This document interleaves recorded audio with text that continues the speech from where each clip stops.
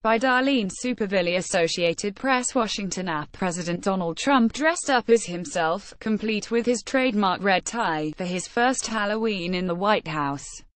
Trump and First Lady Melania Trump greeted some of the 6,000 children and adults who were invited for trick-or-treating at the White House on Halloween Eve. Children from more than 20 schools in the District of Columbia, Maryland, and Virginia attended the festivities on the South Lawn, along with military families and members of unspecified community organizations. Spooky played over loudspeakers. Machines cranked out fog. Pumpkins carved with the likenesses of past presidents decorated the south entrance of the White House.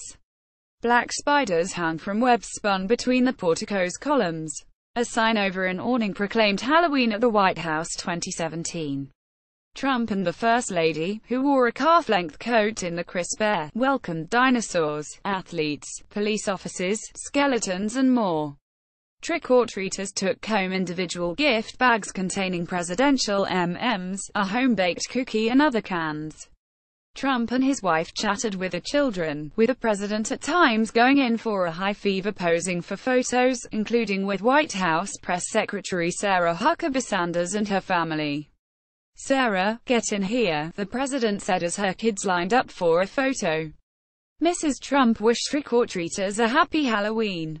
Cabinet members joining the fun included Education Secretary Betsy DeVos, dressed as Ms. Frizzle from the Magic School Bus, Veterans Affairs Secretary David Shulkin, sporting a make-believe knife through the head, and Attorney General Jeff Sessions' son's costume.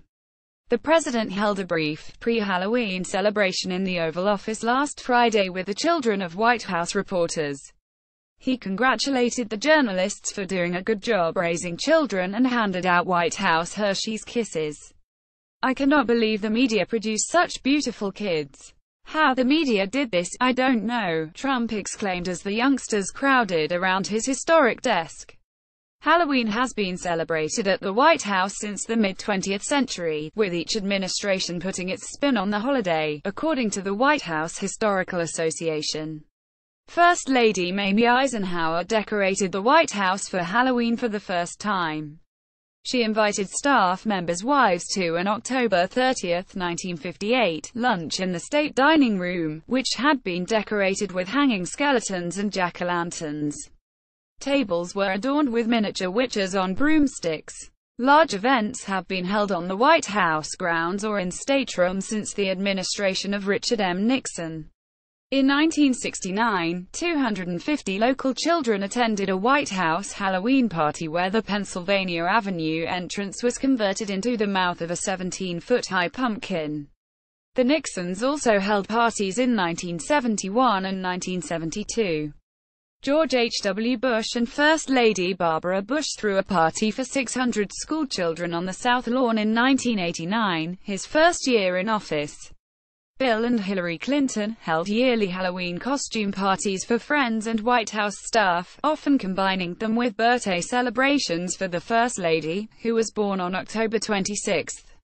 One of their most memorable appearances came when they attended a 1993 White House Halloween party dressed as President James Madison and First Lady Dolly Madison.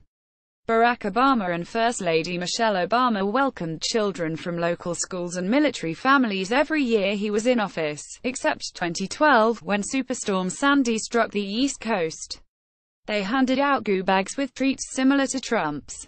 Except the Obamas included dried fruit, a nod to Mrs. Obama's campaign against childhood obesity, ____. Follow Darlene Superville on Twitter, http://www.twitter.com Superville. Copyright 2017 The Associated Press. All rights reserved. This material may not be published, broadcast, rewritten or redistributed.